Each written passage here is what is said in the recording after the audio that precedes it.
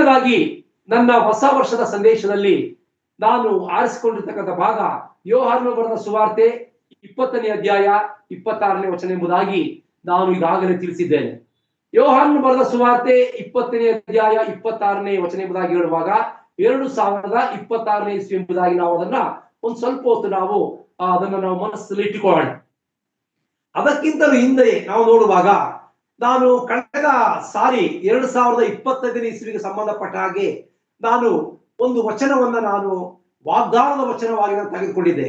2025ನೇ ಇಸ್ವಿ ಅದೇನು 2025 ಅಂದ್ರೆ ಅದಕ್ಕೆ ನಾನು ಆಧಾರವಾಗಿ ಲೂಕನ ಬರೆದ ಸುವಾರ್ತೆ 20ನೇ ಅಧ್ಯಾಯ 25ನೇ ವಚನವನ್ನು ನಾನು ಆಧಾರವಾಗಿ ಇಟ್ಟುಕೊಂಡಿದ್ದೆ. ಹಾಗಾಗಿ ಅದನ್ನು ನಾನು 2025ನೇ ಇಸ್ವಿಯ ಎಲ್ಲಾ ದಿವಸಗಳ ವಾಗ್ದಾನದ ವಾಕ್ಯ ಎಂಬುದಾಗಿ ನಾನು ನೆನೆಸಿದ್ದೇನೆ. ನಾನು ಕಳೆದ 2025ನೇ ಇಸ್ವಿಯ ವಾಗ್ದಾನವನ್ನು ನಿಮ್ಮ ನೆನಪಿಗೆ ತರುವಂತವನಾಗಿದ್ದೇನೆ. ಆ ವಾಗ್ದಾನವನ್ನು ನಾವು ಲೂಕನು ಬರೆದ ಸುವಾರ್ತೆ 20ನೇ ಅಧ್ಯಾಯ 25ನೇ ವಚನ ನೋಡುವಂತವರಾಗಿದ್ದೇವೆ. ನಾವಲ್ಲಿ ನೋಡ್ತೇವೆ 20ನೇ ಅಧ್ಯಾಯ ಲೂಕನು ಬರೆದ ಸುವಾರ್ತೆ 25ನೇ ವಚನ. ಲೂಕ್ ಚಾಪ್ಟರ್ 20 ವರ್ಸ್ 25 ಅದರಲ್ಲಿ 2025ಕ್ಕೆ ನಾವು ಸಂಬಂಧಪಟ್ಟ ಹಾಗೆ ಅಲ್ಲಿ ನಾವು ನೋಡ್ತೇವೆ ಕರ್ತನಾದಂತ ಯೇಸು ಕ್ರಿಸ್ತನನ್ನ ಕುರಿತು ಅಲ್ಲಿರ್ತಕ್ಕಂತಹ ಸದ್ದುಕಾಯರು ಪರಿಸಾಯರು ಏನ್ ಮಾಡ್ತಾ ಇದ್ದಾರೆ, ಕರ್ತನಾದಂತ ಯೇಸು ಕ್ರಿಸ್ತನಲ್ಲಿ ತಪ್ಪನ್ನ ಹುಡುಕುವುದಕ್ಕೋಸ್ಕರ ಕರ್ತನಾದಂತ ಯೇಸು ಕ್ರಿಸ್ತನನ್ನ ಅವರು ತಪ್ಪಿನಲ್ಲಿ ಸಿಕ್ಕಿಸುವುದಕ್ಕೋಸ್ಕರ ಅವ್ರು ಏನ್ ಮಾಡ್ತಾ ಇದ್ದಾರೆ, ಈಗ ಸಮಯವನ್ನು ನೋಡ್ತಾ ಇದ್ದಾರೆ. ಸಮಯವನ್ನ ನೋಡ್ತಾ ಇದ್ದಂತಹ ಸಂದರ್ಭದಲ್ಲಿ ನಮ್ಗೆಲ್ಲ ಗೊತ್ತಿದೆ, ಕರ್ತನಾದಂತ ಯೇಸು ಕ್ರಿಸ್ತನು ಈ ಲೋಕದಲ್ಲಿ ಜೀವಿಸುವಾಗ ಯಾವುದೇ ಪಾಪವಿಲ್ಲದೆ ಪಾಪರಹಿತನಾಗಿ ಪಾಪವನ್ನೇ ಅರಿಯದ ವ್ಯಕ್ತಿಯಾಗಿ ಪರಿಶುದ್ಧನಾಗಿ ಜೀವಿಸಿದಂತಹ ಮನುಷ್ಯರಲ್ಲಿ ಹುಟ್ಟಿದಂತವರಲ್ಲಿ ಕರ್ತನಾದ ಯೇಸು ಕ್ರಿಸ್ತನೇ ಮೊದಲು ಇರತಕ್ಕಂಥ ಸತ್ಯ ನಮ್ಗೆ ಗೊತ್ತಿದೆ. ಆದಾಗ್ಯೂ ಕೂಡ ಅಲ್ಲಿರ್ತಕ್ಕಂಥ ಜನರು ಏನ್ ಮಾಡ್ತಾ ಇದ್ದಾರೆ, ಕರ್ತನಾದಂತ ಯೇಸು ಕ್ರಿಸ್ತನನ್ನ ಅವರು ತಪ್ಪಿನಲ್ಲಿ ಸಿಕ್ಕಿಸಬೇಕೆಂಬುದಾಗಿ ಆಲೋಚನೆ ಮಾಡ್ತಾ ಇದ್ದಾರೆ. ಇಂಥ ಸಂದರ್ಭದಲ್ಲಿ ಅವರಿಗೆ ಒಳೆದಂತ ಒಂದು ಕೆಟ್ಟ ಆಲೋಚನೆ. ಅವ್ರು ಏನ್ ಮಾಡ್ತಾ ಇದ್ದಾರೆ, ಈಗ ಕರ್ತನಾದ ಯೇಸು ಕ್ರಿಸ್ತನ ಬಳಿಗೆ ಬಂದು, ಬೋಧಕನೇ ನೀನು ಒಳ್ಳೆಯ ಬೋಧಕನೆಂಬುದು ನಮ್ಗೆ ಗೊತ್ತಿದೆ, ಹಾಗಾಗಿ ನಾವು ಒಂದು ಪ್ರಶ್ನೆಯನ್ನು ನೀನು ಕೇಳ್ತಾ ಇದ್ದೇವೆ, ಕೈಸರನಿಗೆ ನಾವು ತೆರಿಗೆಯನ್ನ ಕೊಡುವಂತದ್ದು ಸರಿನೋ ತಪ್ಪೋ ಎಂಬುದಾಗಿ ಒಂದು ಪ್ರಶ್ನೆಯನ್ನ ಕೇಳ್ತಾರೆ. ಅವರ ಉದ್ದೇಶ ಏನಾಗಿತ್ತು, ಹೇಗಾದರೂ ಮಾಡಿ ಕರ್ತನಾದಂತ ಯೇಸು ಕ್ರಿಸ್ತನನ್ನ ತಪ್ಪಿನಲ್ಲಿ ಸಿಕ್ಕಿಸಿ ಆತನನ್ನ ಕೈಸರನ ಮುಂದೆ ನಿಲ್ಲಿಸಬೇಕೆಂಬ ದುರಾಲೋಚನೆ, ಕೆಟ್ಟ ಆಲೋಚನೆ ಅಲ್ಲಿದ್ದ ಜನರಲ್ಲಿ ಇತ್ತು. ಹೀಗಿರುವಾಗ ಅವ್ರೇನ್ ಮಾಡ್ತಾರೆ, ಈಗ ಕರ್ತನಾದ ಯೇಸು ಕ್ರಿಸ್ತನ ಬಳಿಗೆ ಬಂದು ನಾವು ಕೈಸರನಿಗೆ ನಾವು ತೆರಿಗೆಯನ್ನ ಕೊಡುವಂತದ್ದು ಸರಿನೋ ತಪ್ಪು ಎಂಬುದಾಗಿ ಪ್ರಶ್ನೆ ಮಾಡುವಾಗ ಒಂದು ನಿಮಿಷ ಕರ್ತನಾದ ಯೇಸು ಕ್ರಿಸ್ತನು ಅವರ ಆಲೋಚನೆಯನ್ನ ಬಲ್ಲವನಾಗಿ, ಯಾಕೆಂದರೆ ನಮ್ಗೆ ಗೊತ್ತಿದೆ ಆತನು ಸೃಷ್ಟಿಗೆ ಮೂಲ ಪುರುಷನಾಗಿದ್ದಾನೆ, ಸೃಷ್ಟಿಯನ್ನು ಮಾಡಿದಂತವನಾಗಿದ್ದಾನೆ. ಕೇವಲ ಈ ಮನುಷ್ಯರ ಹೃದಯದಲ್ಲಿರ್ತಕ್ಕಂತಹ ಆಲೋಚನೆಯನ್ನು ಆತನು ತಿಳಿಯದವನಲ್ಲ. ಆತನಿಗೆ ಅವರ ದುಷ್ಟ ಆಲೋಚನೆ ಅರ್ಥವಾಯಿತು. ಆತನ ಏನ್ ಮಾಡ್ತಾನೆ, ಈಗ ಈ ಲೋಕದ ಪದ್ಧತಿಯ ಪ್ರಕಾರವಾಗಿ ಅವರನ್ನ ಕುರಿತು, ಹಾಗಾದರೆ ನನಗೆ ಒಂದು ನಾಣ್ಯವನ್ನ ಕೊಡ್ರಿ. ಕರ್ತನಾದ ಯೇಸು ಕ್ರಿಸ್ತನ ಅವರನ್ನ ಕೇಳಿದಂತ ಒಂದು ಪರಿ ಅವರು ಒಂದು ನಾಣ್ಯವನ್ನ ಕೊಡ್ತಾರೆ. ಆ ನಾಣ್ಯವನ್ನ ಕೊಟ್ಟಾಗ ಕರ್ತನಾದ ಯೇಸು ಕ್ರಿಸ್ತ ಏನ್ ಮಾಡ್ತಾನೆ, ಈಗ ಅವರೆಲ್ಲ ಕುರಿತು ಈ ನಾಣ್ಯದಲ್ಲಿ ಯಾರ ಮುದ್ರೆ ಇದೆ? ಕರ್ತನು ಕೇಳಿದಂತ ಮಾತು, ಅವ್ರು ಹೇಳಂತ ಉತ್ತರ ಏನು, ಈ ನಾಣ್ಯದಲ್ಲಿ ಕೈಸರನ ಮುದ್ರೆ ಇದೆ.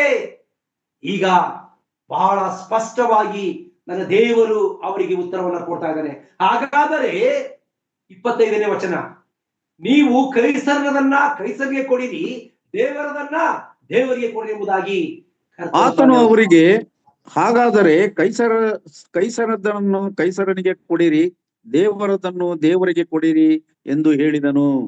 Thank you brother. ನೋಡಿ, ನಾವು ನೋಡ್ತೇವೆ, ನಾವು ಕರ್ತನಾದ ಯೇಸು ಕ್ರಿಸ್ತನು ಹೇಳಿದಂತ ಮಾತೇನು, ಹಾಗಾದರೆ ಕೈಸರದನ್ನು ಕೈಸರಿಗೆ ಕೊಡಿರಿ, ದೇವರದನ್ನು ದೇವರಿಗೆ ಕೊಡಿರಿ ಎಂಬುದಾಗಿ ಆತನು ಹೇಳಿದೆ. ನಾವು ಇಲ್ಲಿ ನೋಡುವಾಗ ಈ 2025ನೇ ಇಸ್ವಿಯ ಒಂದು ವಾಗ್ದಾನದ ವಾಕ್ಯ ಇದಾಗಿತ್ತು. ಯಾಕೆ ಎಂಬುದಾಗಿ ಹೇಳುವಾಗ ನಾವು ನೆನೆಸೋಣ, 2025ನೇ ಇಸ್ವಿನಲ್ಲಿ ಎಷ್ಟೋ ಜನರು ನಮ್ಮನ್ನ ತಪ್ಪಿನಲ್ಲಿ ಸಿಕ್ಕಿಸೋದಕ್ಕೋಸ್ಕರ, ನಮ್ಮನ್ನ ಸಂಕಟದಲ್ಲಿ ಸಿಕ್ಕಿಸೋದಕ್ಕೋಸ್ಕರ, ನಮ್ಮ ಕೇಳನ್ನ ನೋಡೋದಕ್ಕೋಸ್ಕರ ಎಷ್ಟೋ ಜನರು ಕಾಯ್ತಾ ಇದ್ರು. ಅವರಿಗೆ ಅದು ಸಾಧ್ಯವಾಗಲಿಲ್ಲ. ಕರ್ತನು ತಾನೇ ನಮ್ಮನ್ನ ಕರುಣಿಸಿ ಕಾಪಾಡಿ ಆಶೀರ್ವಾದ ಮಾಡಿ ಮತ್ತೊಂದು ಹೊಸ ವರ್ಷವನ್ನ ಕಾಣುವಂತ ದಿವ್ಯ ಸೌಭಾಗ್ಯವನ್ನು ನಮ್ಗೆ ಕೊಟ್ಟಿದ್ದಾನೆ. ನಾವು ಈಗ ಏನ್ ಮಾಡಿದೀವಿ, ನಾವು 2026ನೇ ಇಸ್ವಿಗೆ ನಾವು ಕಾಲಿಟ್ಟಿದ್ದೇವೆ. ಆ 2026ನೇ ಇಸ್ವಿಯನ್ನ ಕುರಿತು ನಾನು 2026 2026ನೇ ಇಸ್ವಿ ಎಂಬುದಾಗಿ ನೆನೆಸ್ತೇನೆ. ನಾನು ಯಾಕೆ ಇದನ್ನ ನೆನೆಸ್ತೇನೆ ಎಂಬುದಾಗಿ ಹೇಳುವಾಗ, ಅದಕ್ಕೂ ಮೊದಲೇ ನೋಡ್ತೇವೆ ನಾವು ಮತ್ತಾಯನ ಬರೆದ ಸುವಾರ್ತೆ 10ನೇ ಅಧ್ಯಾಯ 8ನೇ ವಚನಕ್ಕೆ ನಾವು ಬರೋಣ. ಮತ್ತಾಯನ ಬರೆದ ಸುವಾರ್ತೆ 10ನೇ ಅಧ್ಯಾಯ 8ನೇ ವಚನ. ಅಲ್ಲಿ ನಾವು ಹೀಗೆ ನೋಡುವಂತವರಾಗಿದ್ದೇವೆ. ಮತ್ತಾಯನ ಬರೆದ ಸುವಾರ್ತೆ 10ನೇ ಅಧ್ಯಾಯ 8ನೇ ವಚನಕ್ಕೆ ನಾವು ಬರುವಾಗ ಅಲ್ಲಿ ನಾವು ನೋಡ್ತೇವೆ, ನಾವು ಹೋಗಿರಿ, ರೋಗಿಗಳನ್ನು ಸ್ವಸ್ಥಪಡಿಸಿರಿ, ಸತ್ತವರನ್ನು ಬದುಕಿಸಿರಿ, ಕುಷ್ಠ ಹತ್ತಿದವರನ್ನು ಶುದ್ಧ ಮಾಡಿರಿ, ದೆವ್ವಗಳನ್ನು ಬಿಡಿಸಿರಿ, ಉಚಿತವಾಗಿ ಹೊಂದಿರಿ, ಉಚಿತವಾಗಿ ಕೊಡಿರಿ.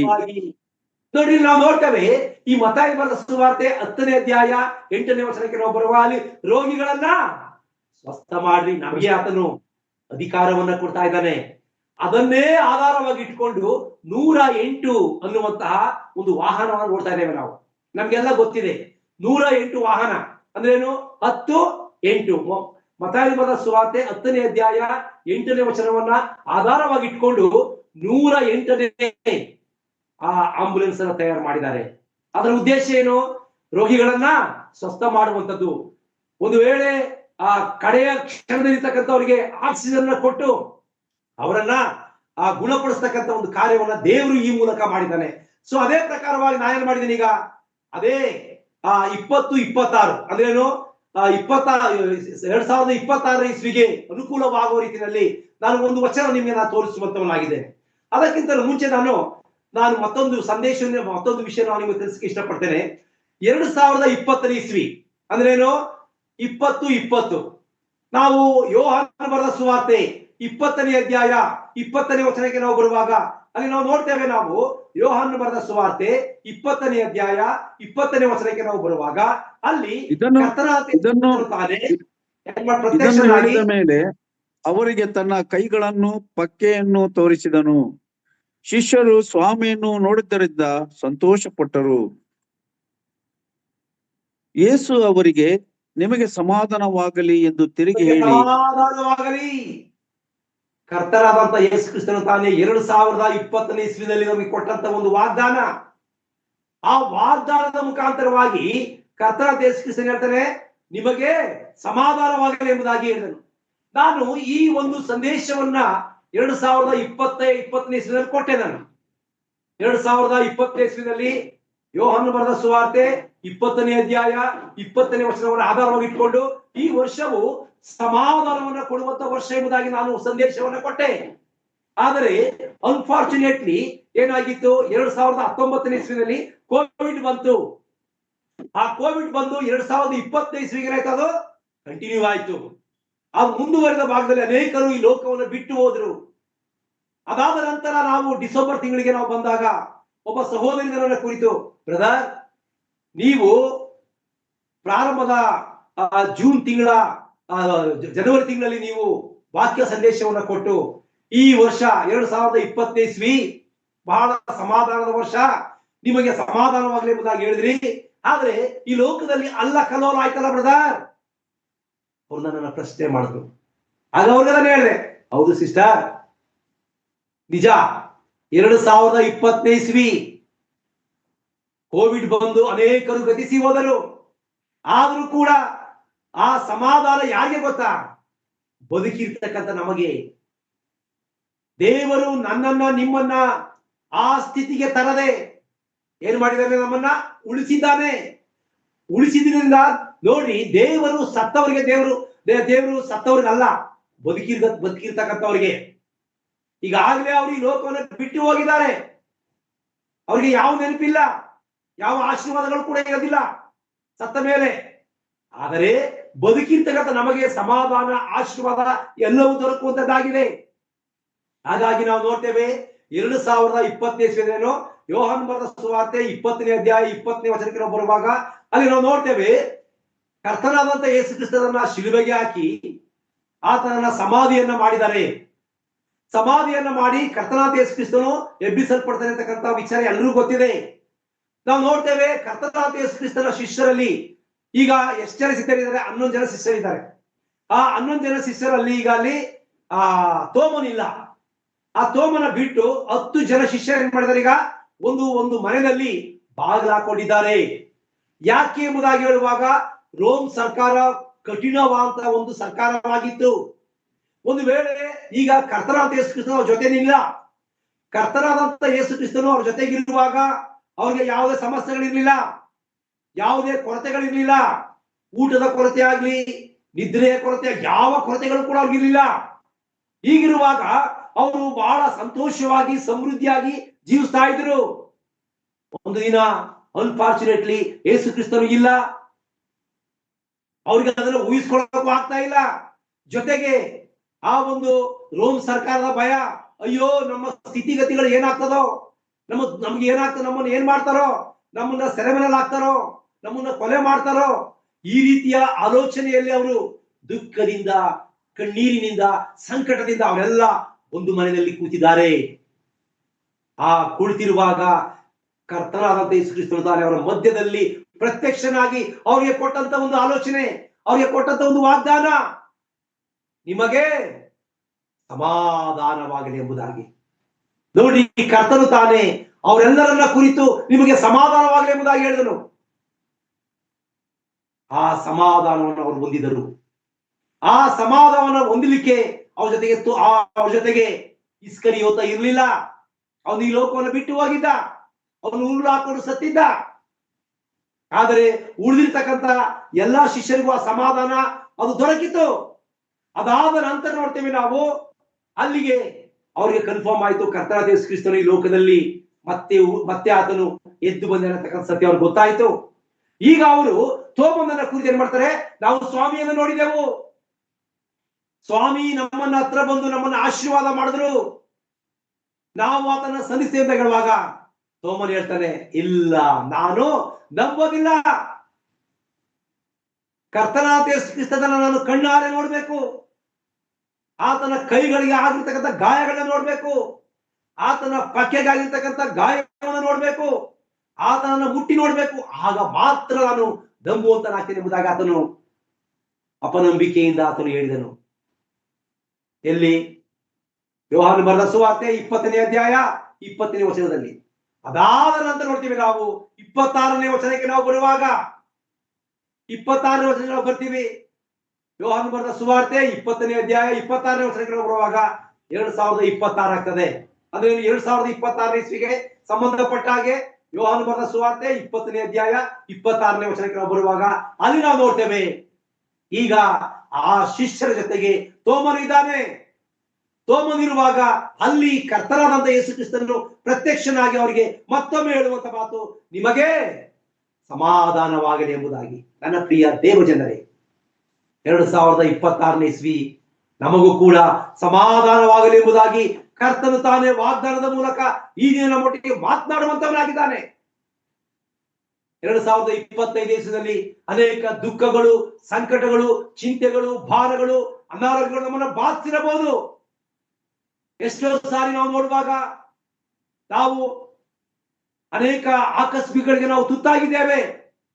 ಆಕಸ್ಮಿಕಗಳು, ದುರ್ಮರಣಗಳು ನಮ್ಮನ್ನ ಕಾಡ್ತಾ ಇದ್ವು. ಅದೆಲ್ಲವನ್ನ ತಪ್ಪಿಸಿ ಕರ್ತನು ತಾಯಿ ನಮ್ಮನ್ನ 2026 ಇಸ್ವಿಗೆ ನಡೆಸಿದ್ದಾನೆ. 2026 ಇಸ್ವಿಗೆ ನಡೆಸಿರುವಂತಹ ದೇವರು ನನಗೂ, ನಿನಗೂ, ನಮಗೂ, ನಮ್ಮೆಲ್ಲರಿಗೂ ಕೊಡುವಂತಹ ಒಂದು ವಾಗ್ದಾನ, ನಿಮಗೆ ಸಮಾಧಾನವಾಗಲಿ ಎಂಬುದಾಗಿ. ನನ್ನ ಪ್ರಿಯ ದೇವ ಜನರೇ, ಒಂದು ವೇಳೆ 2025 ಇಸ್ವಿಯಲ್ಲಿ ಯಾವ ಸಂಕಟಗಳಿತ್ತು, ಯಾವ ದುಃಖಗಳಿತ್ತು, ಯಾವ ನೋವುಗಳಿತ್ತು, ಅದೆಲ್ಲವೂ ಕೂಡ ಮಾಯವಾಗಿ ಈ ವರ್ಷ ನಮಗೆ ಸಮಾಧಾನದ ವರ್ಷವಾಗಿ ಮಾರ್ಪಡುವಂತದ್ದಾಗಿದೆ.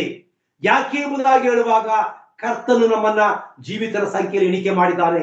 ಪ್ರಲಾಪಗಳ ಪುಸ್ತಕದ 3ನೇ ಅಧ್ಯಾಯದಲ್ಲಿ ನೋಡ್ತೇವೆ ನಾವು ಉಳಿದಿರುವುದು ಆತನ ಕರುಣೆಯೇ, ಆತನ ಕೃಪಾವರಗಳು ನಿಂತು ಹೋಗೋ ಎಂಬುದಾಗಿ.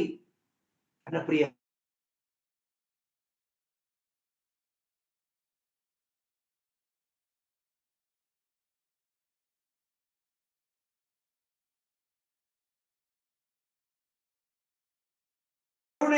ಕೃಪೆ, ಪ್ರೀತಿ ಕೊಡ್ಲಿಕ್ಕೆ ಸಾಧ್ಯವಿಲ್ಲ ಪ್ರಿಯರೇ. ದೇವರು ನಮ್ಮನ್ನ ಕೇಳುವಂತದ್ದು ಏನಪ್ಪಾ ಅಂದ್ರೆ, ನಮ್ಮ ಹೃದಯವನ್ನು ಆತನು ಕೇಳುವಂತವನಾಗಿದ್ದಾನೆ.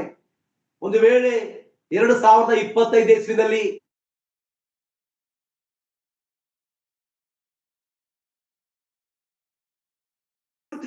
ನಾವು ನಮ್ಮ ಕಣ್ಣುಗಳನ್ನ ಮುಚ್ಚಿ ನಾವು ಮಾಡಿರ್ತಕ್ಕಂಥ ಎಲ್ಲಾ ತಪ್ಪುಗಳನ್ನ ಕರ್ತನ ಮುಂದೆ ನಾವು ಆರೈಕೆ ಮಾಡುವಾಗ ಈ ಆಶೀರ್ವಾದ, ಈ ವಾಗ್ದಾನ ನಮಗೆ ವರ್ಷದ ಎಲ್ಲಾ ದಿನಗಳಲ್ಲಿಯೂ ನಮ್ಮೊಟ್ಟಿಗೆ ಇರುವಂತದ್ದಾಗಿದೆ. ಹಂಗಾದ್ರೆ ಸಿಂಹಾವಲೋಕನ ಅಂದ್ರೆ ಏನು ನೋಡ್ರಿ. ಕಾಡಿನಲ್ಲಿ ಸಿಂಹ ಅಂತಕ್ಕಂಥದ್ದು ಅದು ಅಲ್ಟಿಮೇಟ್ ಪ್ರಾಣಿ. ಅದಕ್ಕೆ ಸರಿ ಸಮಾನ ಆಗಿರ್ತಕ್ಕಂಥದ್ದು ಯಾವುದೂ ಇಲ್ಲ. ಒಂದು ವೇಳೆ ಅತಿ ದೊಡ್ಡ ಪ್ರಾಣಿ ಆಗಿರ್ತಕ್ಕಂಥ ಆನೆಯೂ ಕೂಡ ಆ ಸಿಂಹದ ಗರ್ಜನೆಯನ್ನ ಕೇಳಿ ಒಂದು ಕ್ಷಣ ಚೆನ್ನಾಗಿ ನಿಂತ್ಕೋತದಂಥದ್ದು. ಹೀಗಿರುವಾಗ ಆ ಸಿಂಹ ಕಾಡಿನ ಅದು ರಾಜ, ಅದು ತನಗೆ ಇಷ್ಟ ಬಂದದ ಯಾವ ಪ್ರಾಣಿಗಳಿಗೂ ಅದು ಬೇಟೆಯಾಡಿ ಅದು ತನ್ನ ಇಷ್ಟ ಬಂದಾಗ ಅದು ತಿನ್ನುವಂತದ್ದಾಗಿದೆ. ಹೀಗಿರುವಾಗ ಆ ಸಿಂಹ ಏನ್ ಮಾಡ್ತದೆ, ಅದು ಒಂದು ಸಾರಿ ನಡ್ಕೊಂಡು ಬರುವಾಗ ಏನ್ ಮಾಡ್ತದೆ, ಅದು ರಾಜಗಾಂಭೀರ್ಯದಲ್ಲಿ ನಡ್ಕೊಂಡು ಬಂದು ಮತ್ತೆ ಒಂದು ಸಾರಿ ಹಿಂದೆ ತಿಂದು ನೋಡ್ತದೆ. ಅದ್ರ ಅರ್ಥ ಏನು? ನಾನು ಬಂದಂತ ದಾರಿನಲ್ಲಿ ಏನಾದರೂ ಲೋಪಗಳಿದೆಯಾ, ನಾನು ಬಂದಂತಹ ದಾರಿನಲ್ಲಿ ಏನಾದರೂ ಶತ್ರುಗಳಿದ್ದಾರಾ, ಅದು ಗಮನಿಸುವಂತದ್ದಾಗಿದೆ. ಅದನ್ನೇ ನಾವು ಸಿಂಹಾವಲೋಕನ ಎಂಬುದಾಗಿ ನಾವು ಕರಿತೇವೆ. ಒಂದು ವೇಳೆ ನಾವು 2025 ಇಸ್ವಿನಲ್ಲಿ ನಮಗಿರ್ತಕ್ಕಂತಹ ಏನಾದರೂ ಲೋಪಗಳನ್ನು ನಾವು ನಮ್ಮಲ್ಲಿರುವಾಗ ಅದನ್ನು ನಾವು ಹಿಂತಿರುಗಿ ನೋಡಿ ಕರ್ತನ ಸನ್ನಿಧಾನದಲ್ಲಿ ನಾವು ಬಿಟ್ಟು ಕರ್ತನ ಮುಂದೆ ನಾವು ಅರಿಕೆ ಮಾಡುವಾಗ ಈ ವಾಗ್ದಾನವು ನಮಗೆ ವರ್ಷದ ಎಲ್ಲಾ ದಿನಗಳಲ್ಲಿಯೂ ಎಲ್ಲಾ ಸಂದರ್ಭಗಳಲ್ಲಿಯೂ ನಮ್ಮೊಟ್ಟಿಗಿದ್ದು ನಮ್ಮನ್ನ ಕಾಯುವಂತದ್ದಾಗಿದೆ. ಯಾಕೆ ಎಂಬುದಾಗಿ ಹೇಳುವಾಗ ನಮ್ಮನ್ನ ಕಾಯುವಂತದ್ದು ವಾಕ್ಯವೇ ಆಗಿದೆ. ನಾವು ನಮ್ಮ ಈ ದಿನದ ವಾಕ್ಯ ಸಂದೇಶದಲ್ಲಿ ಮುಂದುವರಿದು ನಾವು ನೋಡುವಾಗ ನಾವು ನೋಡ್ತೇವೆ, ಅದೇ ಯೆಹೋಶುವನು ಬರೆದಂತ ಗ್ರಂಥ 3ನೇ ಅಧ್ಯಾಯಕ್ಕೆ ನಮ್ಮ ಪ್ರಸ್ತಾಪವನ್ನು ನಾವು ತಿರುಗಿಸುವಾಗ ಅಲ್ಲಿ ನಾವು ನೋಡ್ತೇವೆ, ಯೆಹೋಶುವನು ಏನ್ ಮಾಡ್ತಿದ್ದಾನೆ. ಈಗ ಯೆಹೋಶುವನು ಮೋಶೆಯ ಜೊತೆಗೆ ಇದ್ದಂತವನು, ಯೆಹೋಶುವನು ಮೋಶೆಯ ಒಟ್ಟಿಗೆ ಆತನು ಜೀವಿಸುತ್ತಾ ಬಂದಂತವನು, ಮೋಶೆಯನ್ನ ತುಂಬಾ ಹತ್ತಿರದಲ್ಲಿ ನೋಡಿದಂತವನು. ಈಗ ಏನಾಗಿದೆ, ಮೋಶೆ ಧರ್ಮೋಪದೇಶ ಕಾಂಡದ 34ನೇ ಅಧ್ಯಾಯಕ್ಕೆ ನಾವು ಬರುವಾಗ ಅಲ್ಲಿ ದೇಹವನ್ನು ಬಿಟ್ಟು ಎಂಬುದನ್ನು ನೋಡ್ತೇವೆ ನಾವು. ಅದಾದ ನಂತರ ಈಗ ಏನಾಗಿದೆ, ಯೆಹೋಶುವನಿಗೆ ದುಃಖ ಆಗ್ತಾ ಇದೆ, ಏನ್ ಮಾಡ್ಬೇಕು ಗೊತ್ತಿಲ್ಲ. ಆದ್ರೆ ಆತನು ಕಣ್ಣೀರಿಡುವಾಗ, ಸಂಕಟ ಪಡುವಾಗ ದೇವರು ತಾನೇ ಆತನ ಕೂಡ ಮಾತನಾಡಿ, ಅಂಜಬೇಡ, ನಿನ್ನೊಟ್ಟಿಗೆ ನಾನಿದ್ದೇನೆ, ಮೋಶೆ ಜೊತೆಗೆ ಇದ್ದ ಹಾಗೆ ನಿನ್ನ ಜೊತೆಗೆ ಇರ್ತೇನೆ, ನೀನು ನನ್ನ ಭಕ್ತನಾದಂತ ಮೋಶೆ ನಡೆದಂತ ಮಾರ್ಗದಲ್ಲಿ ನಡೆಯುವಂತದಾದರೆ ನೀನು ಕೃತಾರ್ಥನಾಗಿ ಎಂಬುದಾಗಿ ದೇವರು ವಾಗ್ದಾನವನ್ನು ಕೊಟ್ಟನು. ಅದೇ ವಾಗ್ದಾನವನ್ನು ಹಿಡಿಕೊಂಡಂತ ಯೆಹೋಶುವನು ಈಗ ಏನ್ ಮಾಡ್ತೇವೆ ನಾವು ನೋಡುವಾಗ 3ನೇ ಅಧ್ಯಾಯಕ್ಕೆ ನಾವು ಬರುವಾಗ ಅಲ್ಲಿ ಆತನು ಯೋರ್ದನ್ ಹೊಳೆಯನ್ನು ದಾಟಬೇಕಾಗಿದೆ. ಆ ಯೋರ್ದನ್ ಹೊಳೆಯನ್ನ ದಾಟಬೇಕಾದಾಗ ಆತ ಏನ್ ಮಾಡ್ತಾನೆ, ಈಗ ಆ ಇಸ್ರೇಲ್ ಜನರನ್ನ ಕುರಿತು ಆತ ಏನ್ ಮಾಡ್ತಾನೆ, ಈಗ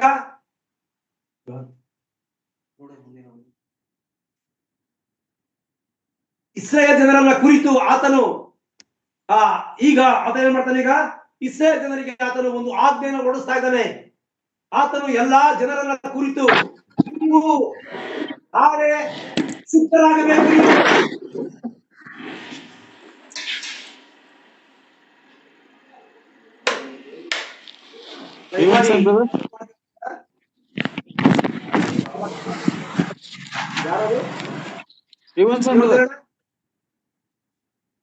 ಓಕೆ, ಮಾತಾಡಿ. ಯೆಹೋಶುವನ ಗ್ರಂಥ 3ನೇ ಅಧ್ಯಾಯಕ್ಕೆ ನಾವು ಬರುವಾಗ ಅಲ್ಲಿ ಯೆಹೋಶುವನು ಇಸ್ರೇಲ್ ಕುರಿತು ಹೇಳ್ತಾ ಇದ್ದಾನೆ, ನಾಳೆ ನೀವು ಶುದ್ಧರಾಗಿರಿ, ನಾಳೆ ನಾವು ಯೋರ್ದನ್ ಹೊಳೆಯನ್ನ ದಾಟಬೇಕಾಗಿದೆ. ಆ ಯೋರ್ದನ್ ಹೊಳೆಯನ್ನ ದಾಟುವುದಕ್ಕಿಂತ ಮುಂಚಿತವಾಗಿ ನಾವು ನೋಡುವಾಗ ಅವ್ರು ಎಲ್ಲಿದ್ದಾರೆ ಗೊತ್ತಾ, ಈಗ ಶಿಟ್ಟೀಮ್ ಅಂತಕ್ಕಂಥ ಪ್ರದೇಶದಲ್ಲಿದ್ದಾರೆ. ಆ ಶಿಟ್ಟೀಮ್ ಪ್ರದೇಶದಲ್ಲಿ ಇರ್ತಕ್ಕಂತಹ ಎಲ್ಲಾ ಇಸ್ರೇಲರು ಅವರು ಶುದ್ಧರಾಗಿ ಅವರು ಶುದ್ಧತೆಯನ್ನು ಮಾಡಿಕೊಂಡು ಯೋರ್ದನ್ ಹೊಳೆಯನ್ನು ದಾಟಬೇಕಾಗಿದೆ. ಯೋರ್ದನ್ ಹೊಳೆಯನ್ನು ದಾಟಿದ ನಂತರ ಅವರು ಯೆರಿಕೋ ಪಟ್ಟಣವನ್ನು ಅವರು ರೀಚ್ ಆಗಬೇಕಾಗಿದೆ. ಇಲ್ಲಿ ನಾವು ನೋಡ್ತೇವೆ ಶಿಟ್ಟೀಮ್, ಯೋರ್ದನ್, ಆ ನಂತರ ಯೆರಿಕೋ ಪಟ್ಟಣ. ಈ ಶಿಟ್ಟೀಮ್ ಅಂತಕ್ಕಂಥದ್ದು ಏನಪ್ಪಾ ಅಂತಂದ್ರೆ ನಾವು ನೋಡುವಾಗ ಈ ಶಿಟ್ಟೀಮ್ ಅನ್ನುವಂಥದ್ದು ಅದು ಪಾಪಿಷ್ಟ ಪ್ರದೇಶವಾಗಿದೆ. ಪಾಪಿಷ್ಟ ಪ್ರದೇಶಕ್ಕೆ ಅದು ಸಾದೃಶ್ಯವಾಗಿದೆ. ಅದಕ್ಕೆ ನಾವು ಅದನ್ನು ನಾವು ಎಲ್ಲಿ ನೋಡ್ತೀವಿ ಅಂತ ಎಂಬುದಾಗಿ ಹೇಳುವಾಗ ಅದನ್ನು ನಾವು ಅರಣ್ಯಕಾಂಡ 25ನೇ ಅಧ್ಯಾಯ 1ನೇ ವಚನ ನೋಡ್ತೇವೆ ನಾವು. ಆ ಶಿಟೀಮ್ ಅಂತಕ್ಕಂಥ ಪ್ರದೇಶವು ಅದು ಪಾಪಿಷ್ಟ ಪ್ರದೇಶವಾಗಿತ್ತು. ಅಲ್ಲಿ ಪಾಪದ ಕಾರ್ಯಗಳು ನಡೀತಾ ಇದೆ ಅನ್ನೋದನ್ನ ನಾವು ಇಲ್ಲಿ ಅರಣ್ಯಕಾಂಡಗಳ ಪುಸ್ತಕ 25ನೇ ಅಧ್ಯಾಯ 1ನೇ ವಚನ ನೋಡ್ತೇವೆ ನಾವು. ಇಸ್ರಾಯೇಲರು ಶಿಟ್ಟೀಮಿನಲ್ಲಿ ವಾಸವಾಗಿದ್ದಾಗ ಅವರು ಮೋಹಾಬ್ ಸ್ತ್ರೀಯರೊಡನೆ ಸಹವಾಸ ಮಾಡುವವರಾದರು. ಅವರು ತಮ್ಮ ದೇವತೆಗಳಿಗೆ ಮಾಡಿದ ಔತಣದ ಯಜ್ಞಗಳಲ್ಲಿ ಇಸ್ರಾಯೇಲರನ್ನು ಕರೆಸಲು ಇವರು ಆ ಭೋಜನವನ್ನು ಮಾಡಿ ಅವರ ದೇವತೆಗಳಿಗೆ ನಮಸ್ಕಾರ ಮಾಡಿದರು. ನನ್ನ ಪ್ರಿಯರೇ, ನಾವು ಇಲ್ಲಿ ಯೋಚನೆ ಮಾಡೋಣ. ಶಿಟ್ಟೀಮ್ ಅಂತಕ್ಕಂಥ ಪ್ರದೇಶ ಅದು ದೇವತೆಗಳನ್ನ ಪೂಜೆ ಮಾಡುವಂತ ಒಂದು ಪ್ರದೇಶವಾಗಿತ್ತು. ಅನ್ಯ ಸಂಪ್ರದಾಯದ ಸ್ತ್ರೀಯರಿದ್ದಂತ ಒಂದು ಪ್ರದೇಶವಾಗಿತ್ತು. ಇಂಥ ಒಂದು ಪ್ರದೇಶದಲ್ಲಿ ಅವ್ರೇನ್ ಮಾಡ್ತಾರೆ, ಈಗ ನಮ್ಮ ದೇವ ಜನರಾಗಿರ್ತಕ್ಕಂಥ ಇಸ್ರಾಯೇಲ್ ಜನರು ಆ ಸ್ತ್ರೀಯರನ್ನ ಸಂಪರ್ಕ ಮಾಡಿ ಅವರೊಟ್ಟಿಗೆ ಅವರು ಜೀವಿಸುತ್ತಾ ಅವರು ಕೊಟ್ಟಂತ ಆಹಾರವನ್ನ ಸೇವಿಸುತ್ತಾ ಅವ್ರೇನ್ ಮಾಡಿದ್ರು, ಈಗ ಅದೇ ದೇವತೆಗಳನ್ನ ಅವರು ಆರಾಧನೆ ಮಾಡ್ಲಿಕ್ಕೆ ಪೂಜೆ ಮಾಡ್ಲಿಕ್ಕೆ ಪ್ರಾರಂಭ ಮಾಡಿದರು. ಆದ್ದರಿಂದ ನಾವು ಸತ್ಯವೇದದಲ್ಲಿ ಶಿಟ್ಟೀಮ್ ಪ್ರದೇಶವನ್ನ ಅದನ್ನು ನಾವು ಮಾಡ್ತೀವಿ, ನಾವು ಅದು ಶಾಪಗ್ರಸ್ತವಾದ ಒಂದು ಸ್ಥಳ ಮತ್ತು ಅದು ಈ ಲೋಕದಲ್ಲಿ ಅದು ಯಾವ ಒಂದು ಪಾಪಗಳನ್ನ ಮಾಡ್ಲಿಕ್ಕೆ ದೇವರು ಮಾಡಬಾರ್ದು ಎಂಬುದಾಗಿ ಹೇಳ್ತಾ ಇದ್ದನೋ ಆ ಪಾಪಗಳನ್ನ ಮಾಡತಕ್ಕಂತ ಪಾಪಿಷ್ಟ ಪ್ರದೇಶವಾಗಿತ್ತು. ಹಾಗಾಗಿ ಇಲ್ಲಿ ನಾವು ನೋಡ್ತೇವೆ, ಅವರು ಸಿಟಿ ಮೇಲೆ ಉಳ್ಕೊಂಡಿದ್ದಾರೆ. ಆ ಸಿಟಿ ಮೇಲೆ ಉಳ್ಕೊಂಡಂತ ಜನರನ್ನ ಏನ್ ಮಾಡ್ತಾ ಇದ್ದಾರೆ, ಈಗ ಯೆಹೋಶುವನು ಅವರನ್ನ ಕುರಿತು ಏನ್ ಮಾಡ್ತಾನೆ, ನಾಳೆ ನೀವು ಸಿಟಿಮನ್ನ ಬಿಟ್ಟು ಬಿಡ್ಬೇಕು. ಆ ಸಿಟಿಮನ್ನ ನೀವು ಬಿಡದ ಹೊರತು ಯೋರ್ದನ್ ಹೊಳೆಯನ್ನು ದಾಟಲಿಕ್ಕೆ ಸಾಧ್ಯವಿಲ್ಲ. ಹಾಗಾದರೆ ಯೋರ್ದನ್ ಹೊಳೆ ಅಂತಕ್ಕಂಥದ್ದು ಈ ಲೋಕಕ್ಕೆ ಸಾದೃಶ್ಯವಾಗಿದೆ. ಈ ಲೋಕಕ್ಕೆ ಯೋರ್ದನ್ ಹೊಳೆ ಸಾದೃಶ್ಯವಾಗಿದೆ. ಈ ಲೋಕದಲ್ಲಿ ನಾವು ಶಿಟ್ಟೀಮ್ ಅಂತಕ್ಕಂಥ ಪಾಪಿಷ್ಟ ಪ್ರದೇಶವನ್ನ ಬಿಟ್ಟು ಈ ಲೋಕವೆಂಬ ಯೋರ್ದನ್ ಹೊಳೆಯನ್ನು ನಾವು ದಾಟಬೇಕಾದರೆ ಮೊದಲನೇದಾಗಿ ನಾವು ಶಿಟ್ಟೀಮ್ ಪ್ರದೇಶವನ್ನ ಬಿಡಬೇಕು. ಅಲ್ಲಿರ್ತಕ್ಕಂಥ ಅನ್ಯ ಸಂಪ್ರದಾಯಗಳು, ಅಲ್ಲಿರ್ತಕ್ಕಂಥ ಆ ಒಂದು ಸ್ತ್ರೀಯರ ಸಹವಾಸ, ಅದನ್ನ ಮಾಡಿ ಅವರು ಹೇಗೆ ದೇವರಿಗೆ ವಿರುದ್ಧವಾದರೋ ಅದೇ ಪ್ರಕಾರವಾಗಿ ನನ್ನ ಪ್ರಿಯರೇ, ನಾವು ಕೂಡ ಒಂದು ವೇಳೆ 2025ನೇ ಇಸ್ವಿನಲ್ಲಿ ಏನಾದರೂ ನಮ್ಮಲ್ಲಿ ಇಂಥ ಅನೇಕ ಸಮಸ್ಯೆಗಳಿಂದ ಅನೇಕ ತಪ್ಪುಗಳನ್ನು ನಾವು ಮಾಡಿರುವಂತದ್ದಾದರೆ ನಾವು ಆ ಸಿಟ್ಟೀಮ್ ಪ್ರದೇಶವನ್ನ ಆತನು ಬಿಡಬೇಕೆಂಬುದಾಗಿ ಅವರಿಗೆ ಹೇಳಿದ ಪ್ರಕಾರವಾಗಿ ನಾವು ಕೂಡ ಆ 2025 ದಿವಸದಲ್ಲಿ ನಾವು ಅಂತ ಪಾಪಿಷ್ಟ ಪ್ರದೇಶದಲ್ಲಿ ವಾಸ ಮಾಡಿದೆ ಆದರೆ, ಅಂತ ಪಾಪಿಷ್ಟ ಪ್ರದೇಶದಲ್ಲಿ ಇದ್ದಂತೆ ಆದರೆ ಆ ಪ್ರದೇಶವನ್ನು ನಾವು ಬಿಟ್ಟು 2026ನೇ ಇಸ್ವಿ ಬಂದಿರ್ತಕ್ಕಂಥ ನಾವು ನಮ್ಮ ಕರ್ತನಾದಂತ ಯೇಸು ಕ್ರಿಸ್ತನ ಮೂಲಕವಾಗಿ ನಾವು ಆತನ ಮಾರ್ಗದಲ್ಲಿ ನಾವು ಜೀವಿಸಬೇಕೆಂಬುದಾಗಿ ದೇವರು ಬಯಸುವಂತವನಾಗಿದ್ದಾನೆ. ನಾವಿಲ್ಲಿ ನೋಡ್ತೇವೆ, ಅವರನ್ನ ಯೆಹೋಶುವನು ಏನ್ ಮಾಡ್ತಾನೆ, ನೀವು ಶಿಟ್ಟೀಮ್ ಪ್ರದೇಶವನ್ನ ಬಿಟ್ಟು ಯೋರ್ದನ್ ಹೊಳೆಯನ್ನ ದಾಟ್ಲಿಕ್ಕೆ ನೀವು ಶುದ್ಧರಾಗಬೇಕು.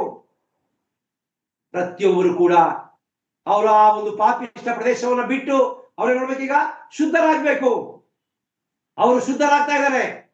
ಒಬ್ಬರಿಗೊಬ್ಬರು ಅವರು ಶುದ್ಧತೆಯನ್ನ ಮಾಡಿಕೊಂಡು ಆ ಯೋರ್ದನ್ ಹೊಳೆಯನ್ನ ದಾಡೋದಕ್ಕೋಸ್ಕರ ಅವ್ರು ಏನ್ ಮಾಡ್ತಿದ್ದಾರೆ, ಈಗ ಅವರು ಸಿದ್ಧರಾಗ್ತಾ ಇದ್ದಾರೆ. ನಂತರ ನೋಡ್ತೇವೆ ನಾವು ಆ ಶಿಟ್ಟೀಮ್ ಪ್ರದೇಶ ಅವರು ಬಿಟ್ಟ ನಂತರ ಯೋರ್ದನ್ ಹೊಳೆ ತುಂಬಿ ಹರಿತಾ ಇದ್ದಂತಹ ಯೋರ್ದನ್ ಹೊಳೆಯನ್ನ ಯೆಹೋಶುವನ ಮೂಲಕವಾಗಿ ಅವರು ದಾಟಿದರೆ ನೋಡ್ತೇವೆ ನಾವು.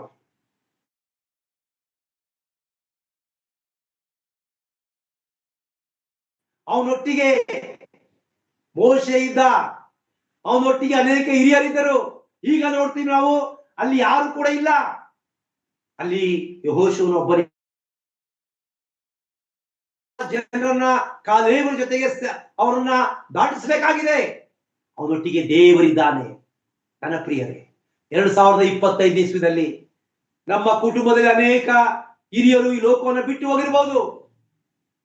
ನಮ್ಮ ಜೊತೆಗೆ ಬರಬೇಕಾಗಿದ್ದಂತ ನನ್ನ ಮಡದಿ ಮಕ್ಕಳು ಅಥವಾ ನನ್ನ ತಂದೆ ತಾಯಿ ಬಂಧು ಬಳಗ ಎಲ್ಲರೂ ಕೂಡ ಬಿಟ್ಟು ಹೋಗಿರ್ಬೋದೇನೋ. ಆದರೆ ನನ್ನ ಪ್ರಿಯರೇ, ಈ 2025 ಇಸ್ವಿಯಲ್ಲಿ ನೀನೇ ನಾಯಕತ್ವ ವಹಿಸ್ಕೊಳ್ಬೇಕು.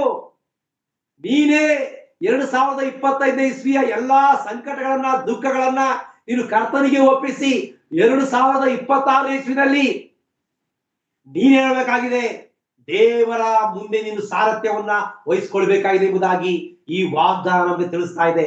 ಯಾಕೆ ಎಂಬುದಾಗಿ ಹೇಳುವಾಗ ನೋಡ್ರಿ, ಯೆಹೋಶುವನು ಕೂಡ ಮೋಶೆ ಇರುವಾಗ ಆತನು ನಿರ್ಭಯವಾಗಿದ್ದ. ಯಾವ ಸಂಕಟವಿಲ್ಲದೆ, ದುಃಖವಿಲ್ಲದೆ, ಚಿಂತೆ ಇಲ್ಲದೆ ಮೋಶೆಯ ಜೊತೆಗೆ ಆತನು ಜೀವಿಸ್ತಾ ಇದ್ದ. ಈಗ ಒಂದು ದಿನ ಆಗಿದೆ, ಅಚಾನಕ್ ಆಗಿ ಮೋಶೆ ದೇಹ ಬಿಟ್ಟನು. ಮೋಶೆ ದೇಹ ಬಿಟ್ಟಾಗ ಯೆಹೋಶುವನಿಗೆ ಏನಾಗ್ತಾ ಇದೆ, ಸಂಪೂರ್ಣವಾಗಿ ದಾರಿ ತೋರಿಸ್ತಾ ಇಲ್ಲ. ಅವನಿಗೆ ಎಲ್ಲ ಕತ್ಲೆ ಕಾಣಿಸ್ತಾ ಇದೆ. ನಾನು ಏನ್ ಮಾಡ್ಬೇಕು ಅಂತ ಅದು ಅರ್ಥ ಆಗ್ತಾ ಇಲ್ಲ. ಆತ ಏನ್ ಮಾಡ್ತಾನೆ, ಈಗ ಗೋಳಾಡ್ತಾ ಇದ್ದಾನೆ, ಕಣ್ಣೀರಿಡ್ತಾ ಇದ್ದಾನೆ, ದುಃಖ ಪಡ್ತಾ ಇದ್ದಾನೆ. ಹೀಗಿರುವಾಗ ಕರ್ತನು ತಾನೇ ಅವನನ್ನ ಎಚ್ಚರಿಸಿ, ಯೆಹೋಶುವನೇ, ನೀ ದುಃಖ ಪಡುವುದೇನು, ನೀನು ಸಂಕಟ ಪಡುವುದೇನು, ಯಾಕೆ ಯೋಚನೆ ಮಾಡ್ತಾ ಇದೀಯಾ, ನಾನು ನಿನ್ನೊಟ್ಟಿಗೆ ಇರುವಂತವನು. ನೋಡ್ರಿ, ಮೋಶೆನಲ್ಲಿ ಒಂದು ಆಲೋಚನೆ ಇತ್ತು.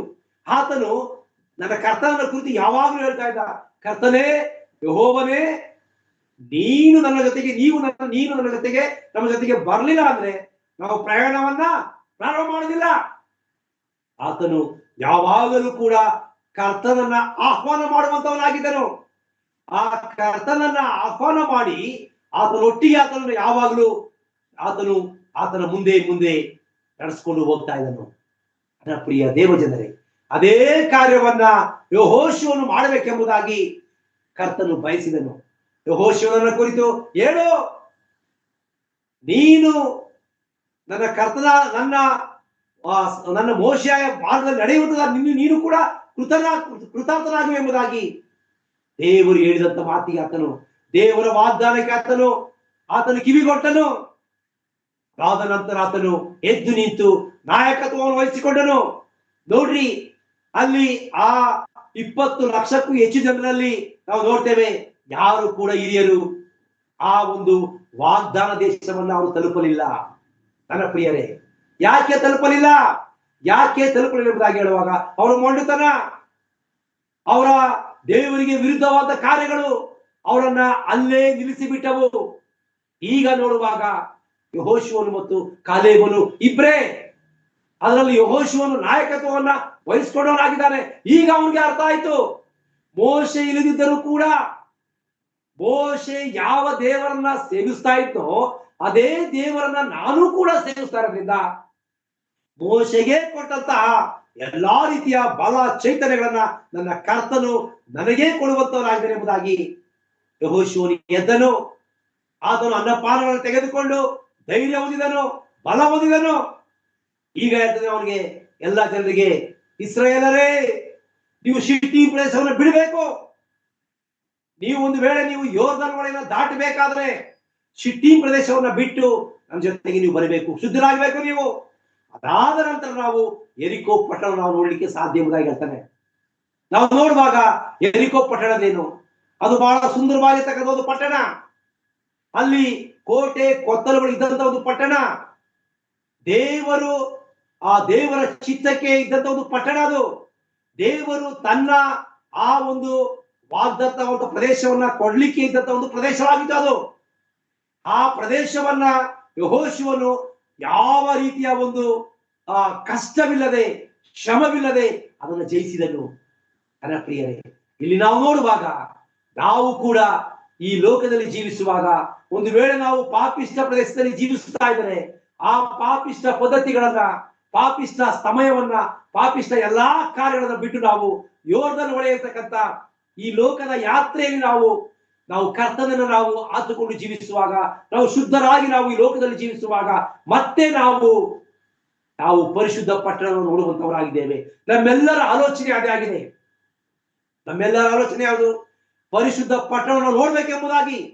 ಆ ಪರಿಶುದ್ಧವಾದಂತ ಪಟ್ಟಣದಲ್ಲಿ ನನ್ನ ದೇವರು ನಮಗೋಸ್ಕರ ಸಿದ್ಧ ಮಾಡಿರ್ತಕ್ಕಂಥ ಸ್ಥಳದಲ್ಲಿ ನಾವು ವಾಸ ಮಾಡ್ಬೇಕೆಂಬತಕ್ಕಂಥದ್ದೇ ನಮ್ಮೆಲ್ಲರ ಒಂದು ದೊಡ್ಡ ಆಲೋಚನೆ, ಆಸೆ ಕೂಡ ಆಗಿದೆ. ಹಾಗಾಗಿ ನಾವು ಆ ಒಂದು ವಾಗ್ದತ್ತ ದೇಶವನ್ನು ನಾವು ನೋಡಬೇಕಾದರೆ ಆ ಶಿಟ್ಟೀಮ್ ಪ್ರದೇಶವನ್ನು ನಾವು ಬಿಡಬೇಕು. ನಂತರ ನಾವು ಯೋರ್ದನ್ ಹೊಳೆ ಅಂತಕ್ಕಂಥ ಈ ಲೋಕದ ಯಾತ್ರೆಯಲ್ಲಿ ನಾವು ಕರ್ತನ ಜೊತೆಯಾಗಿ, ಕರ್ತನ ಜೊತೆಯಲ್ಲಿ ಕರ್ತನೊಟ್ಟಿಗೆ ನಾವು ಜೀವಿಸಬೇಕು. ಆಗ ತಾನೇ ನಾವು ವಾಗ್ದತ್ತ ಪ್ರದೇಶವನ್ನು ಕಾಣಲಿಕ್ಕೆ ಸಾಧ್ಯವಾಗುವಂತದ್ದಾಗಿದೆ. ಹಾಗಾಗಿ ಈ ರಾತ್ರಿ ವೇಳೆ ನಾವು ಕೂಡ ಯೆಹೋಶುವನ ರೀತಿಯಲ್ಲಿ ಒಬ್ಬೊಬ್ಬರು ಏನ್ ಮಾಡ್ಬೇಕಾಗಿದೆ, ನಾವು ಧೈರ್ಯವನ್ನು ತಂದುಕೊಂಡವರಾಗಿ, ನಾವು ಧೈರ್ಯವನ್ನು ತಂದುಕೊಂಡು ಕರ್ತನ ಮುಂದೆ ನಾವು ಮೊಣಕಾಲೂರಿ, ಕರ್ತನೇ ನನಗೆ ಬೇಕಾದ ಧೈರ್ಯ ಕೊಡು, ಬಲ ಕೊಡು, ಶಕ್ತಿ ಕೊಡು ಎಂಬುದಾಗಿ 2026ನೇ ಇಸ್ವಿ ನಾವು ಕೇಳ್ಕೊಳ್ಬೇಕಾಗಿದೆ ಪ್ರೇರೆ. ಯಾಕೆ ಎಂಬುದಾಗಿ ಹೇಳುವಾಗ, ಕರ್ತನಾದ ಯೇಸು ಕ್ರಿಸ್ತನು ಯಾವ ತಪ್ಪು ಮಾಡದಂತ ಒಬ್ಬ ವ್ಯಕ್ತಿಯನ್ನ ತಪ್ಪಿನಲ್ಲಿ ಶಿಕ್ಷೋದಕ್ಕೋಸ್ಕರ ಎಲ್ಲರೂ ಕೂಡ ಕಾಯ್ಕೊಂಡಿದ್ರು. ಅದೇ ಪ್ರಕಾರವಾಗಿ ವಿಶ್ವಾಸಿಗಳಾಗಿರ್ತಕ್ಕಂಥ ನಮ್ಮನ್ನು ಕೂಡ ತಪ್ಪಿಗೆ ಶಿಕ್ಷೋದಕ್ಕೆ, ಪಾಪಕ್ಕೆ ಪ್ರೇರೇಪಿಸುವುದಕ್ಕೆ ಅನೇಕ ಸಂಗತಿಗಳಿವೆ. ಆ ಎಲ್ಲ ಸಂಗತಿಗಳನ್ನು ನಾವು ಬಿಡದೆ ಹೊರತು ಖಂಡಿತವಾಗಿ ಕೂಡ ಈ ಲೋಕಯಾತ್ರೆಯಲ್ಲಿ ನಾವು ಅದನ್ನ ಯಶಸ್ವಿಯಾಗಿ ಪೂರೈಸಲಿಕ್ಕೆ ಸಾಧ್ಯವಿಲ್ಲ ಪ್ರಿಯರೇ. ಈ ಲೋಕಯಾತ್ರೆ ಯಶಸ್ವಿಯಾಗಿ ಪೂರೈಸಿ ನಾವು ವಾಗ್ದತ್ತ ದೇಶವನ್ನು ನೋಡಬೇಕಾದ್ರೆ ಖಂಡಿತವಾಗಿ ಕೂಡ ನಾವು ಒಬ್ಬೊಟ್ಟಿಗರಾಗಿ ಜೀವಿಸುವಾಗ ಸಾಧ್ಯವಿಲ್ಲ ಪ್ರಿಯರೇ. ನಮ್ಮೊಟ್ಟಿಗೆ, ನಮ್ಮ ಜೊತೆಯಾಗಿ ಕರ್ತನ ನಮ್ಮೊಟ್ಟಿಗೆ ಜೀವಿಸಬೇಕು, ಕರ್ತನ ಒಟ್ಟಿಗೆ ನಾವು ಜೀವಿಸಬೇಕು. ನಮ್ಮ ಕುಟುಂಬದಲ್ಲಿರ್ತಕ್ಕಂಥ ಕಲಹಗಳು, ವೈಯಕ್ತಿಕವಾಗಿರ್ತಕ್ಕಂಥ ಚಿಂತೆಗಳು, ಭಾರಗಳು, ದುಃಖಗಳು, ಸಮಸ್ಯೆಗಳು, ಬಾಧೆಗಳು, ವೇದನೆಗಳು ಇವೆಲ್ಲವೂ ಕೂಡ ನಮಗೆ ದೂರವಾಗಬೇಕಾದ್ರೆ ಕರ್ತನೊಟ್ಟಿಗೆ ನಮ್ಮ ಸಂಬಂಧವನ್ನ ಇನ್ನೂ ಹೆಚ್ಚಿನ ರೀತಿಯಲ್ಲಿ ನಾವು ಮಾಡಬೇಕು, ನಾವು ರಿನ್ಯೂವಲ್ ಮಾಡ್ತಾ ಬರಬೇಕು. ಒಂದು ವೇಳೆ 2025 ಇಸ್ವಿನಲ್ಲಿ ಯಾವ ಕಾರ್ಯಗಳನ್ನು ನಾವು ಮಾಡಲಿಕ್ಕೆ ಸಾಧ್ಯವಾಗಲಿಲ್ಲವೋ, ನಾವು ನೋಡ್ತೇವೆ, ನಾವು ದಶಮಾಂಶ ಎಂಬುದಾಗಿ ಹೇಳುವಾಗ ಕೇವಲ ಬರೀ ನಾವು ಕಾಣಿಕೆ ಎಂಬುದಾಗಿ ಎನಿಸ್ತೇವೆ. ಅಲ್ಲ ನನ್ನ ಪ್ರಿಯ ದೇವ ಜನರೇ, ನಮ್ಮ ಎಲ್ಲಾ ಕಾರ್ಯಗಳಲ್ಲಿಯೂ ಕೂಡ ದಶಮಾಂಶವನ್ನು ದೇವರು ಬಯಸುವಂತವನಾಗಿದ್ದಾನೆ. ನಮ್ಮ ಎಲ್ಲಾ ಕಾರ್ಯಗಳು, ಉದಾಹರಣೆಗೇನು, ಸಮಯವನ್ನು ಆತನು ದಶಮಾಂಶದ ರೂಪದಲ್ಲಿ ಕೇಳುವಂತವನಾಗಿದ್ದಾನೆ, ಪ್ರಾರ್ಥನೆ ಮಾಡುವುದನ್ನು ಕೇಳುವಂತವನಾಗಿದ್ದಾನೆ. ನಾವು ಮಾಡುವಂತ ದಾನ ಧರ್ಮಗಳು, ನಾವು ಮಾಡುವಂತ ಆಲೋಚನೆ ಎಲ್ಲದರಲ್ಲೂ ಕೂಡ ಆತನು ಸಮಪಾಲನ್ನ ಕೇಳುವಂತವನಾಗಿದ್ದಾನೆ.